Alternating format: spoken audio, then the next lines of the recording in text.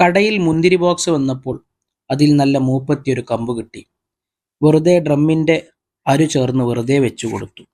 ഒരു പ്രതീക്ഷയും ഉണ്ടായിരുന്നില്ല. എന്നിരുന്നാലും 4-5 ദിവസത്തിനു ശേഷം തളിർ വന്നു തുടങ്ങി. തളിരിനോടൊപ്പം തന്നെ പൂവും വരുന്നുണ്ട്.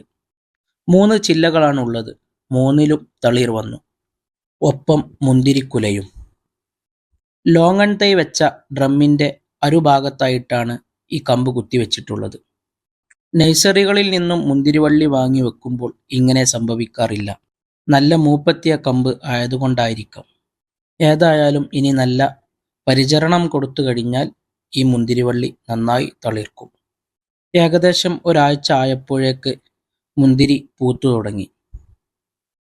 ഏതായാലും വെയിറ്റ് ചെയ്തു നോക്കാം. സാധാരണ കടയിൽ നിന്ന് വാങ്ങുന്ന ജ്യൂസ് മുന്തിരിയാണ് ഇത്. ചിലതങ്ങനെയാണ്, അപ്രതീക്ഷിതമായി സംഭവിക്കും.